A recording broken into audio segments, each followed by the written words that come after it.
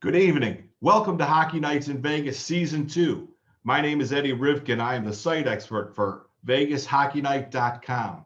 I'm joined as always by Joe Payne with the Las Vegas Advisor. We're here to share everything about the Las Vegas Golden Knights with you. Joe, we're 6 games in. The Vegas Golden Knights have started out 5-1, capturing 10 out of a possible 12 points. A pretty darn good start for what would normally be the exhibition season. There's a bunch of questions. We've got a bunch of answers. I'm going to start out with, let's see. The Vegas Golden Knights had to ice a lineup of 13 forwards and 5 defensemen 3 times out of the first 6 games versus the normal 12 forwards and 6 defensemen. I think it was kind of a failed experiment. What do you think? Oh, absolutely. I think it's a disaster waiting to happen, Eddie, because you can't expect the defensive core to be playing, all of them, all 6 of them, playing 20 plus minutes a game. Pietrangelo the other night had 29 minutes and 36 seconds. He had almost half the game. You just can't keep that pace up. At least I don't think you can. I know these guys are in excellent shape, but it's such a condensed season. There's very few days off. So playing 5 defensemen in 56 games in a condensed schedule, I believe is now it may work. Actually, it really hasn't worked because the one game that they lost, they looked horrible. Today, I think they look great today. Well, I shouldn't say great. Maybe shouldn't be the word. They look their best they have looked in their 6th game. And ironically, usually a team plays about 6 to 7 exhibition games in a normal season. This team went in with a truncated training camp, very short, and they got right into the season. So maybe these first 6 games were their training camp, their preseason, so to speak. And they came out almost unscathed, and they came out on top of the Honda West division. And the 3 teams that they thought was going to give them a run for the money, being St. Louis and Colorado and Minnesota, 2 of those teams, Colorado, I think, is only 3-3. And today, St. Louis lost at home by LA, who was one of the lowest seeds in this Western Division. So Vegas came out of his first 6 games looking real good. I think your points are all well made. Coach Pete DeBoer in the post game today, he said almost exactly as much.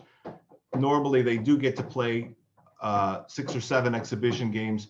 He was very happy that he got for sure their best 60 minutes, a complete 60-minute game this early in the season. He also said that if in a normal situation in a game like today, that they won 1-0 with William Karlsson scoring with about 40 seconds left in the game. Normally, a game like this, they score 4 or 5 goals, which is more their norm, especially coming off of a loss during Pete DeBoer's tenure in Vegas. They ran into a super hot goalie. This was a Darcy Kemper. This is the normal Darcy Kemper that they run into. He stood on his head.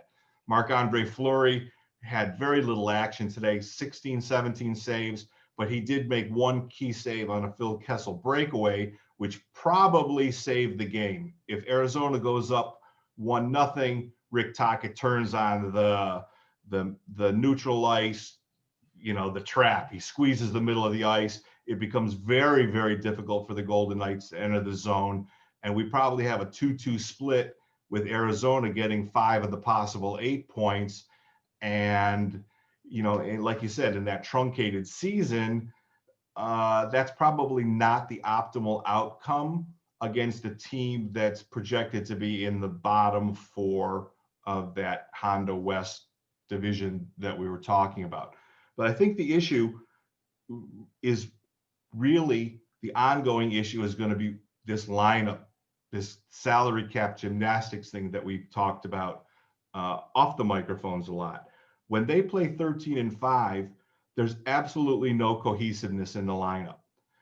Keegan Colasar was averaging 4.5 minutes of ice time, maybe when they were at 13-5. And the D pairs, the 5 D pairs that they rotated through, were averaging a minimum of 21. In the 3 games that they have played the traditional 12-6, Keegan Golisar was on the 3rd line with Nick Waugh and Alex Tuck. Today was absolutely their best game. They showed a bunch of jam in the offensive zone. And this 13-5 thing, it's not good. And Cody Glass, he's the first draft pick of the franchise, is the odd man out. I know. And the Knights played overall, they played really well today, but the 3rd line, I thought, had their best game of the first 6 games that this team has played. Colasar looked really good. He was hard on the puck. He was moving the puck really well. That whole line just looked good, except for, and I shouldn't say except for Alex Tuck, but Alex Tuck keeps on taking these penalties and in the offensive zone, which has got to stop. I mean, because I understand their penalty kill is really good, but it's just only a matter of time. You just can't be having a parade to the penalty box. The other night, they took 3 first period penalties, and I believe 2 of them were in the offensive zone. So this stuff has got to stop. When getting back to Colasar, when you dress 13 forwards and only 5 defensemen, and you only give Colasar 4 to 5 minutes of ice time in a 60-minute game, you're really wasting that position, so to speak. In other words, you're putting a lot of pressure on your 5 defensemen because of the shortening of the bench on the end side. But if you're only giving Colasar 4 to 5 minutes a game, what's the purpose of that? Not only, like you said, you're losing the flow, the cohesiveness, and you're wasting a spot. I mean, how much damage can a guy do in 4 minutes of ice time? Well, the answer to your question is the purpose is they don't lose them on waivers. I understand that. But how long can you go forward with this? I mean, do you really think that you can play 5 defensemen on every other night in a 56-game schedule and not pay for it 45 games into the season as far as fatigue? No, absolutely not. This is absolutely not viable. I don't think that this is even an experiment. I think that they already realize that it's not a viable situation. I just don't know what the workaround is. The obvious workaround is if somebody gets hurt Or traded. Right. Well, right. The first one is if somebody goes on IR. Yep. Right. So that's the obvious one. We don't want that to happen. Knock on wood, that doesn't happen. But the next obvious is a trade. But it's 6 games into the season. There has been one massive trade in the NHL already, featuring 3 temperamental players who, anyway, we don't need to talk about other teams' problems and how they solved them. But a temperamental player going to a team with a temperamental coach too, on top of that. So the Golden Knights have a very difficult situation. They have a lot of good players and a lot of people who deserve the ice. And I'm sure that upstairs, they're racking their brains for solutions. They also have some very good players on the taxi squad that they have to figure out how to get some ice time. And they also have some really talented kids who, thankfully, the Henderson Silver Knights are going to have a season so that at least there'll be some compete going on there. And if we need reinforcements, they'll just be at the other end of I-215, if we need people. But right. The thing that I think you would agree that we've learned after 6 games is that the lineup has no cohesiveness. When Shea Theodore and Alex Pietrangelo are on the ice together, and they're two superb talents. But the forwards don't have their assignments correct, because those two guys like to go up the ice. And when the defensemen go up the ice, the forwards have a responsibility to cover for them. Now, normally, a defensive pair has one guy who's sort of offensive minded, who likes to rush the puck and stuff like that. And there's a forward who's assigned to cover for him. But what do you do when two guys are going forward? Well, It's a whole different actually, set. yeah, it is, but DeBoer doesn't really put Theodore and Pietrangelo together. They're usually separated. Pietrangelo plays with McNabb, and Martinez plays with Shea Theodore. And both McNabb and Martinez are a little bit more defensive minded than Pietrangelo and Theodore. And DeBoer likes to get his defensemen engaged in the play. So putting them both on the ice at the same time is kind of dangerous, but he doesn't really play them together much at all. But they were one. I've seen. They were one of the 5 pairs when they played 13-5. When they only because okay, you're right. But when they normally play the normal 12 and 6. Right, I'm not worried about that. I'm talking about in the situations when they play 13-5, 1/5 of the time, those two are on the ice together. And if he doesn't have the right forward combination, think about if 7 and 27 are on the ice. He's got to have Carlson out there. Well, what if they're stuck on the ice with 28, 75, and 92? We got a problem. Which two forwards are going to cover when 7 or 27 go forward on the pinch? Well, I think I'm trying to think who. I think when Leonard was asked a question about that, I think the defensemen have to be very aware of who their partners are on the ice. Yes, and they have to, and the forwards have to be even more aware of who's behind them. Now, when you're rotating the 5 defensemen, there is going to come a time that both Pietrangelo and Shea Theodore are going to be on the ice at the same time. When at that particular time, the forwards have to be very conscious of the fact that they have 2 offensive-minded defensemen who have no problem pinching in. And Carlson is very reliable. Even today, I watched him. He came back when I believe it was Martinez went in deep, and you saw Carlson make a U-turn, kind of went back up to the blue line and took Martinez's spot until Martinez came back out of the zone. So yeah, you're right about that. But I don't think we're going to see this 5 defensemen 13 forward thing much at all. I think that they're going to have to bite the bullet and play 6 defensemen and sit Cody Glass. It's just the way it's going to be. Well, according to everything that we're told, and you can take that with a big bite of a lemon, everybody involved, Cody Glass, Nick Hague, because they're the principal, and Keegan Colasar, they're the principal moving parts in this whole thing, right, have taken this as complete professionals. And we don't really have any reason to doubt that. They're all getting NHL time. They're all getting NHL paychecks. And,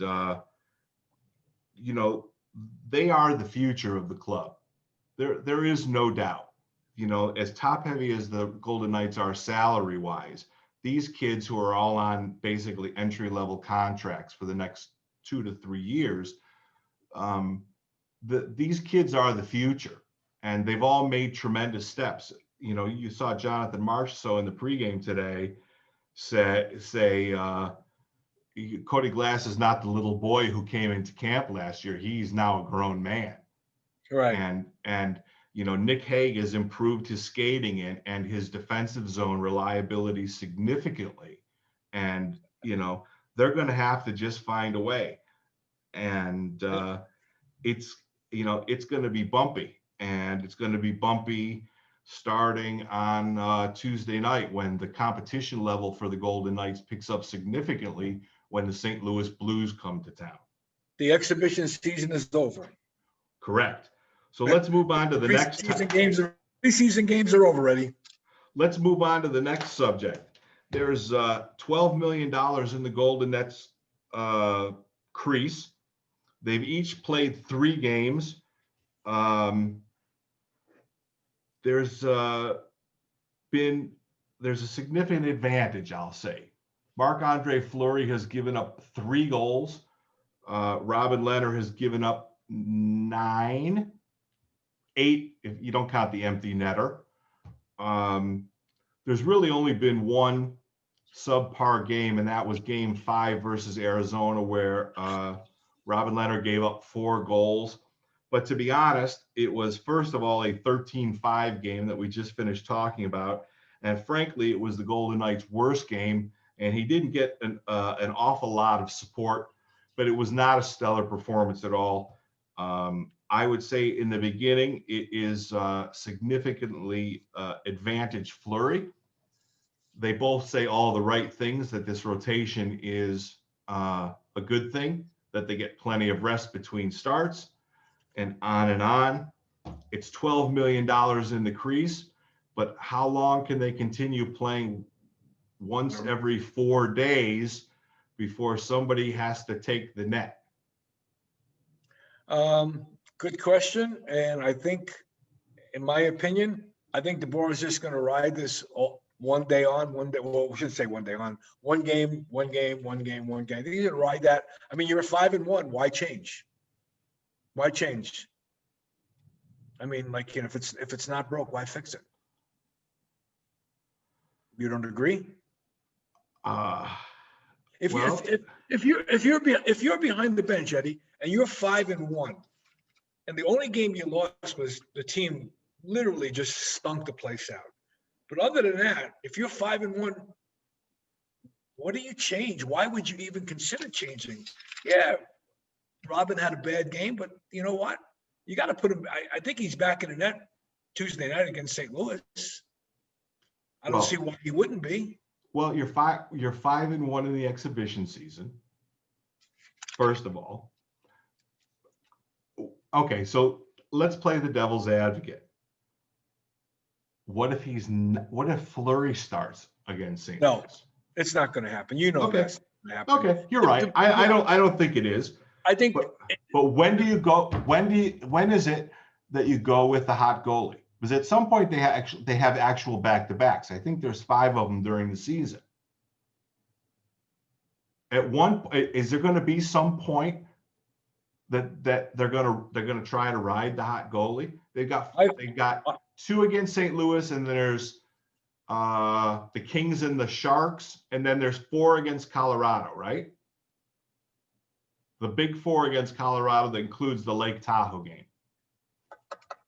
So here's my thinking when you say that. Let's look at it in a 10-game block. Maybe they do the alternate goaltenders for the first 10 games, which will be the 2 against St. Louis and the 2 against Anaheim, and then you have the San Jose series, 2-game series before you get to Colorado. Maybe he rides the hot goaltender starting in the Colorado series, if that's even a possibility. I mean, I don't know if he's going to tip his hand. I mean, he tipped his hand in Edmonton when he pretty much said, Panda's the goaltender for this team. And Fleury wasn't happening. We know we're not going to rehash what went through, but, you know, Fleury pretty much got shown the door pretty much. And everyone thought that he wouldn't even be here right now. They thought that there would be some sort of move. But Foley came out and said, no, Fleury, the Flower's not going anywhere, and he's here. But like you said now, but this poses a problem because of this salary cap gymnastics. The fact that Fleury is still here at $7 million per is the reason why there's games that they have to only dress 5 defensemen and 13 forwards. They don't have the luxury of fielding a normal lineup of 12 and 6. I mean, listen, you can't argue with results. That's what I mean. I mean, I don't think you're going to see any changes. You might see once in a while, and I'm not sure what possesses the board to dress 13 and forwards and 5, and then the next game dress 6 and 12. But I don't think he's going to change anything in the net until either one of these 2 goaltenders have 2 stinkers in a row. And the way they're playing right now, I don't know if that's possible. They're both of them are on top of the game, other than Panthers off game the other night. But then again, as I wrote in my article, he didn't get a heck of a lot of help anyway. I think that game against I think game 5, the first home game against Arizona, I think that's a throwaway the tape game. We knew that Arizona was going to come out, and they talked about it all through the pregame show. There was going to be a huge push, and listen, the Golden Knights shit the bed. They were never in the game. There was really no real compete. So I throw the tape away on that game, and we move forward. It just I don't know. There's just a weird feeling that if something is too good to be true, it must be something. Well, I will say this. I think today's victory, not only was it good, but it was huge because a 4-2 start, as opposed to a 5-1 start, is, in my opinion, Massive. makes a big difference. And they were close to, I thought they were close to losing this game, but it seemed like nobody wanted to score a goal. I like the cat on the shoulder, on the head, basically. That's pretty good. That's the official mascot of Hockey Nights in Vegas. Well, you know what? There was a strange takeaway from today is they missed the net a lot today. Yes, they did. They did that. They missed the net, and they also blocked a lot of shots today. Both teams blocked a lot of shots today. But I don't have the stat sheet in front of me, but I would say that they probably out attempted the Coyotes probably by 20 or 30. But they missed the net a lot today. Yes, and Colorado only got 4 shots on goal in the first period, but Vegas blocked 8 shots. Arizona. I'm sorry, Colorado, Arizona. Yeah, they were 11 through 2 periods, I think. Yeah, like Fleury wasn't busy at all, and like you said earlier, the one save that he absolutely had to make that, in my opinion, pretty much sealed the victory was the save on Kessel. Kessel doesn't really miss from there too much. No, and he came in alone. He was on a breakaway. It wasn't like it was just a shot from the top of the circle or something. Kessler, Phil was on the move coming in, and Fleury just stoned him. And then Carlson's only had 2 goals this season so far, but boy, has he scored 2 big goals.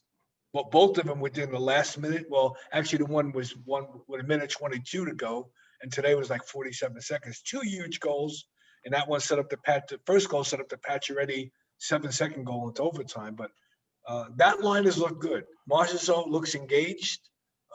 Riley Smith seems the only one that seems to be lost in that line. Carlson is playing. I thought that Riley Smith had a fantastic game today. But he might not be on the score sheet today. Right. But I thought today was maybe one of his better 2 games today. Okay. I thought with that line, my concern is Marchessault. He stopped shooting the puck. Well, and he said before the season started that his mindset was he needed to shoot more. Right, 8 shots through 5 games. Yeah, he should be having 3 or 4 shots a game at least. Right, less than half his career low. His career low through 5 was like 15, and he was 8. Oh, really? I did not know that. So, listen, I think it was really important for Carlson to get off to a good start. Really, really important. Obviously, there was going to be regression from year 1 to year 2, right? There was a little bit more. Last year he had injuries that they didn't really talk about. He didn't take faceoffs for a long time. We suspect he had a broken finger or something like that. They'll never tell us. But if a center doesn't take faceoffs, right, it's you don't have to be a prime detective to figure stuff out, But for him to get off to a good start, same thing with Pacioretty. Normal, in his first time he's ever had 3 goals this early. Normally it's right. 10, 15 games ish for him to get to 3 goals. So, there's lots of good things lots of good indicators for the Golden Knights. Today was really important for them to get to 10 points versus teams that they need to get points away from, because, you know, I would say if they get along at that 80% clip versus Phoenix, versus Anaheim, versus the LA Kings, right? And San Jose. And San Jose, that they need to bake bread. They need to bake bread when they're in the bakery, for sure. They need to feast on those bottom Yes. teams, because the games against Minnesota, Colorado, and St. Louis are not going to be easy games. Right. You know, and then listen, who knows if the Minnesota thing is sustainable? But honestly, of all the teams in the NHL, they've played Minnesota the absolute worst. Yeah, Minnesota has had their number from season 1. Right. And I don't know if it's payback for stealing all those players for George McPhee robbing them blind in the most embarrassing of ways, but for whatever reason, yes, Minnesota has been their absolute Achilles heel since year one. So if the start is great, the one thing that is bafflingly not great is the power play. Yeah, I'm not sure what's going on with that. Today, Nick Waugh was on power play 1 at the side of the net. That's a sign, by the way, that DeBoer knows there's a problem. When you're putting a third line guy on your first unit of your power play, he's looking to shake things up. Okay, so but is the problem too many smart guys thinking too many smart thoughts and not playing hockey? No, I think the problem is they really didn't have any time to work on their power play. They had, like, and we're not to repeat ourselves here, but they had basically no training camp at all. They didn't get a chance to work on it. And with this 56 game schedule, there's very little practice time. So it's kind of just, let's hope, let's throw like things to the wall and see if it sticks. But I mean, there's been periods on power plays where they don't even get a shot on net. I mean, their passing in the zone is back and forth. Tape is excellent, but they don't fire the puck on the net. Or if it is, it's blocked. By the time they fire it, it's blocked. And they've had at least 4 power plays that I can remember specifically where they did not even get a shot on it. They had two 5-on-3s, and they haven't scored a goal on that. And it was 1 5-on-3. I don't even think they got a shot on that. Well, maybe if they got one, I think. It just can't happen. I think as a franchise, they're 2 for 17 with 5-on-3s. It's terrible. But to go further back, you said the passing's been okay and the zone's been okay. I want to go further. Their zone entries have been terrible for 2 years. Yes. For 2 years. And we talked about it last season, and we've been friends for years and years, and we've talked about it before we ever turned on cameras and mics. That shenanigan that everybody in the league was, somebody rushes and then somebody comes up behind them and it's a drop pass, right? And the league is a copycat league. We know that. Absolutely. Yep. Okay, but since it seems like forever, the Golden Knights zone entry on the power play has been abysmal. Now, with Shea Theodore and Alex Pietrangelo and William Karlsson and Riley Smith, there's no reason that these people can't get the puck into the zone and set up the power play. I don't get it. I mean, what is it going to take? Are they going to have to let the kids do it and park Ryan Reeves in front of the net? They did it a couple times last year. They stuck 75 in front of the net and let them wreak havoc. And it turned out to be somewhat successful. Yeah, I mean, it was okay because, we've been to practice back in the old days when they used to let fans go to practice. And we've seen Revo at the end of every practice stand in front of the net, practice tip drills, and have the assistant coach shoot 50, 60, 70, 80 pucks, right? And he would just sit there and just try to tip the puck. Right. Listen, again, 6 games in, don't panic. No panic at all. But like I But said, they are way too talented and way too deep. When they have 120 feet to rush the puck up the ice, and they have more guys on the ice than the other team, they have to get the puck into the zone. It doesn't make any sense. teams are standing them up at the blue line. They're not even getting the puck past the blue line. That's what I mean. They're not even Yeah. They're not even setting up the power play. It seems like a third of the time, maybe even more. Yeah, it goes in and it comes right back out. It's been the case for maybe 2/3 of the time. And when they do, I give them credit though. When they do get the puck into the zone, they move it around real quick, around the cone, so to speak. But they just don't get shots on the net.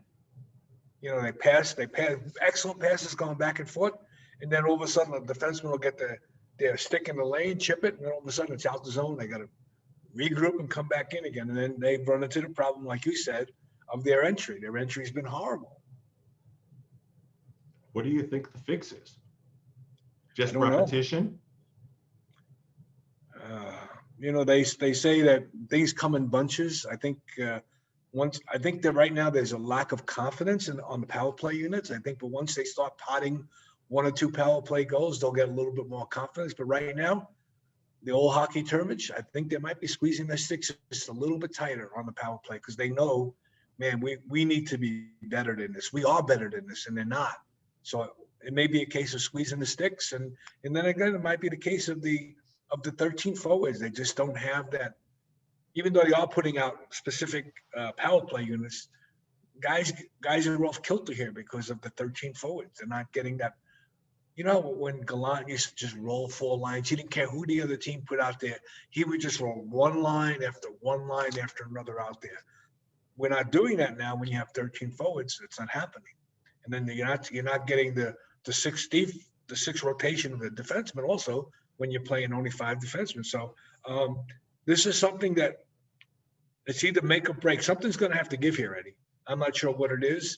Like you said, is there going to be an injury or is there going to be a trade to finally get this team to dress the normal 12 forwards and 6 defensemen? I'm not really sure. Who knows? We're 6 games in. Anything surprise you so far? I'm actually surprised that they didn't win all 6 games. I thought, looking at the schedule and the teams that they were playing, just 2 teams, I thought they could have easily be 6-0 right now. I guess 5-1 is not bad. What else has surprised me? I'm going to say White Cloud, but when I saw him in the bubble in Edmonton, I said, this kid has got potential. And when you said, like before, you said that Glass and Haig were really growing up. Well, so has White Cloud. White Cloud is playing like he's been playing in the NHL for 6 years. He's reliable. DeBoer, trust him. DeBoer had him out there the other night when there was a 6-on-4. When Colorado, I keep on saying Colorado, I'll get them on my mind. When Anaheim, when Arizona pulled their goaltender and they had a power play, it was 6-on-4. And guess who was out there? White Cloud. You would think McNabb would be out there, Martinez would be out there. They had White Cloud out there as one of the 2 defensemen, which says a lot for the confidence that DeBoer has in this kid. And like you say, he's supposed to move up, but he can't right now because of the top 4 defensemen. He can't break the top 4. He can't right now. So he's kind of stuck in the 3rd pairing, but this kid has potential. He is the future defenseman of the Vegas Golden Knights. 2 things about White Cloud. He made the save of the year. Without question, we have to figure out how to get a picture of that snap from center save that he made. And I'm going to go out on a limb and tell you that when he's due for a deal, he's going to get a 5x5 Leonard-sized contract. If the Vegas Golden Knights have room. Well, by then they will. Yeah, Fleury's contract will be over. Right. Pacioretty's contract will be over. the cap's flat this year and next, and then things will get right. That I'm so impressed. From 15 games when Pete DeBoer took over on January 15th to the growth he showed in the bubble, it's immeasurable. And the reporters keep asking, I know we keep asking about Zach Whitecloud. Well, then stop, right? But seriously, just stop. The kid is not a rookie anymore. The kid No. he's not a bona fide bottom six defenseman even. No, and on any other team, he'd be playing in the top four. And the Vegas Golden Knights are so fortunate that having him on the bottom six with the partner that he played a full season in Chicago with, and then having them at that salary point with so much dough on their top heavy side, you can't get more fortunate. Those two guys and those two salaries are the bargain of the year for the Vegas Golden Knights. Right. What's also impressive is under DeBoer, this team has never lost 2 games in a row regular season. When you think about it, that's pretty strong. And they have the highest winning percentage in the NHL since he got here. Yep. I'll tell you the one thing that surprises me. There hasn't been any bite in any of the games yet. Yeah, I know, right? You would think with the conference games, and especially playing a team 4 games in a row, there's very little emotion. But I do have a theory about this. These are all 4-point games, and no one wants to take a bad penalty. Yeah, but still, you see the same. Listen, the big test is coming next in a couple of weeks. When Kane sees Reeves and Reeves sees Kane, there's still 4-point games. We're gonna find, but still, Reeves is still chirping. There's just been no bite whatsoever. None. None. Pete DeBoer said, somebody asked him today, are you holding anything back, or are you treating these like playoff series? He says, we're absolutely treating them like playoff series. But this didn't have to bite like a play. These were very pedestrian. Yeah, there's no, in a playoff series, the emotion, the intensity is 10 times. It just comes right at you. And now I'm not seeing that today. Today was just, it was like, I don't know, nobody wanted it. There was just no emotion. I mean, Vegas finally was taking the body. They had a number, I think they had like 14 or 15 hits in the first period. So they did take the body a lot more than they had been. But you're absolutely right. We're lacking a lot of emotion in these games. And I thought, man, this is going to be great. Every night is a conference game, a division game, and you're just not seeing the intensity. But you're right. When San Jose comes to town, things may change real quick. Well, the games against San Jose aren't in San Jose, so they're in Arizona. Isn't that strange how San Jose can't play their games, but LA Kings and Anaheim can? It's county by county in that way. I know. That's crazy. It doesn't matter. There's no fans. What can I tell you? So we're basically out of time. We've been rambling close to 40 minutes. We should end on a we have to have a prediction. So will the greatest of all time, Tom Brady, lead the Tampa Bay Buccaneers to the Super Bowl for the first time ever as a home game in their home stadium over Patrick Mahomes in Super Bowl LV, which should have been at Raider Stadium here in Las Vegas. So I need a prediction. I need who's going to win, and I need the score, please, Mr. Payne. Score. Well, after watching Brady go into Green Bay, go into Lambeau Field, and pretty much take it to Green Bay, I said, wow, he's going to win another Super Bowl. And then I watched the Kansas City Chiefs. He's not beating the Kansas City Chiefs. They are just too good of a team. And I think I don't see what the line is, but the last time they played, Kansas City only won by 3 points. 27-24 was the last game. Right. So I think the line is going to be somewhere in that range. I think it's an easy Kansas City win. I think they just have too many weapons. They're just Mahomes is just Brady's had his time, and I think Brady is fortunate to have gotten to the Super Bowl this year. You know, he beat two really good teams to get there.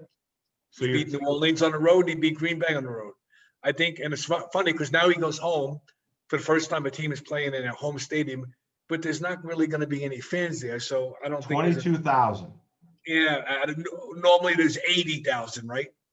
Yeah, or something close to that. I think Kansas City wins easy by 7 points or more.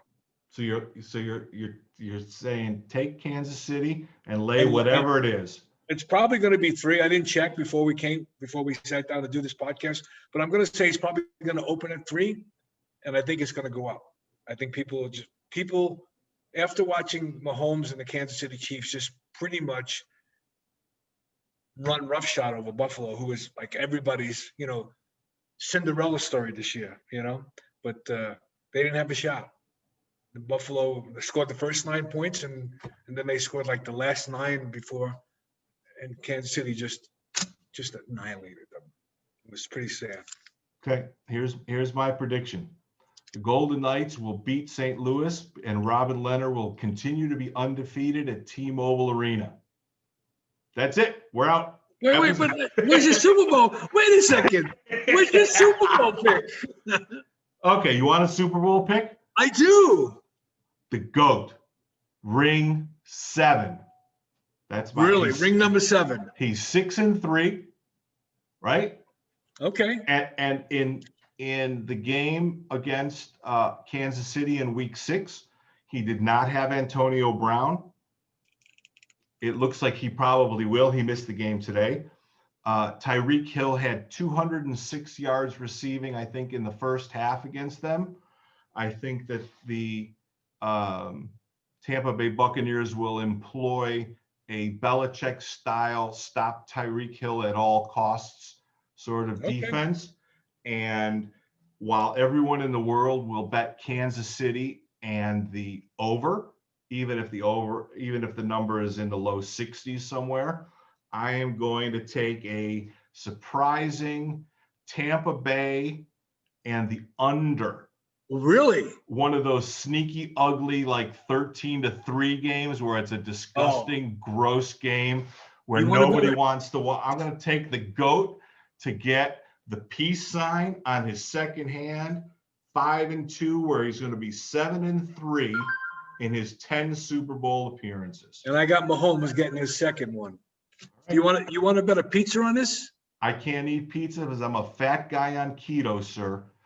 I'm sorry, but when I get to my 100-pound weight goal, then yes, we'll have a pizza. That's it. Season 2. Hockey Nights in Canada is a wrap. Come back. Not in Canada. We're not in Canada. We're in Vegas. Oh, yeah. Hockey Nights. I wish we were in Canada. Hockey Nights in Vegas. Season 2 is underway. We'll be back after the second game of the St. Louis series.